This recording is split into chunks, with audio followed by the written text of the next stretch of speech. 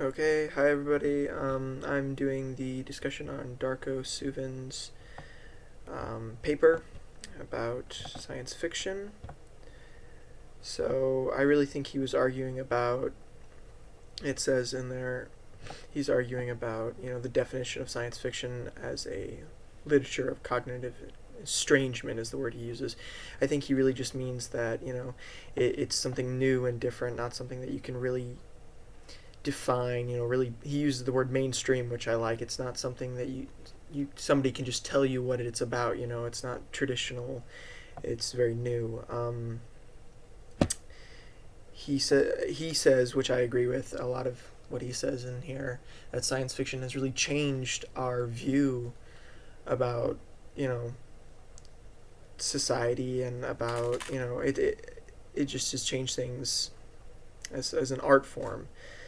It changed our culture quite a bit. You got all sorts of new science fiction fans as a genre. It's completely opened our minds actually a lot.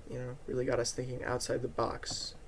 I mean, yeah, I didn't really think about it too much before, but as I read this, I really learned that it was an art form, form of literature that it has a lot of depth that I didn't know it had. So I thought that was really interesting.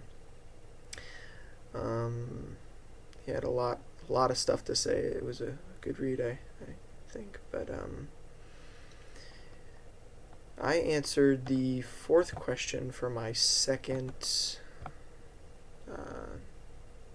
second question. It says you have to pick one, two, three, or four.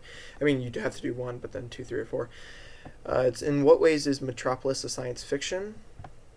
Well, I don't know that it would be that much of a science fiction now, actually, because of all the new technological advances we've had since 1927. But, I mean, back then, that would be insane, just thinking about robots and madmen and this technology where people are just going to work every single day and, sitting there working to the bone for these crazy technological advances like planes and, flying cars and all this stuff that we think is going to be in the future. But for them, that's the future we have now, with all sorts of cell phones and communication devices, sitting here making a YouTube video and uploading it so other people can see it that I don't even know.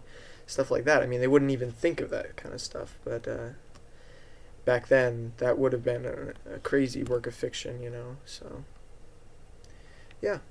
I think that's pretty much it. Darko is very passionate in his writing. He really draws you in as a reader and makes you kind of see his point on a lot of things. I think he did an amazing job there. It was definitely a worthwhile read.